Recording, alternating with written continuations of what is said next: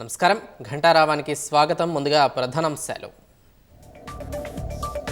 మౌని అమావాస్య వేళ ప్రయాగ్రాజ్కు పోటెత్తిన భక్తజనం. ఒక్కరోజే స్నానమాచరించిన దాదాపు 6 కోట్ల మంది.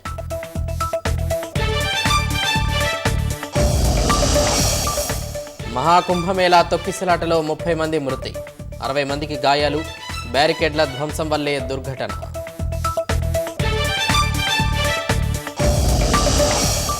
ఫిబ్రవరి 2లోగా ప్రభుత్వానికి సమగ్ర కులగణన సర్వే నివేదిక.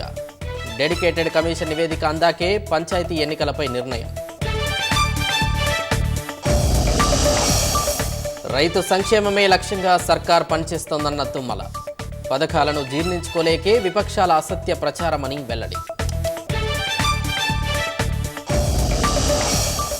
2025-26 బడ్జెట్ ఆమోదానికి రేపు జీహెచ్ఎంసీ కౌన్సిల్ సమావేశం. అస్త్రశస్త్రాలతో సిద్ధమవుతున్న అధికార ప్రతిపక్షాలు. సూర్యాపేట పరువు హత్య కేసులో 6 అరెస్ట్. అమ్మాయి రక్త సంబంధీకులే నిందితులని పోలీసుల నిర్ధారణ.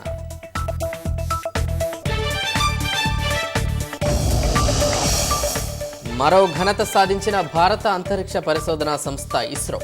ప్రతిష్టాత్మకంగా చేపట్టిన 100వ ప్రయోగం విజయవంతం.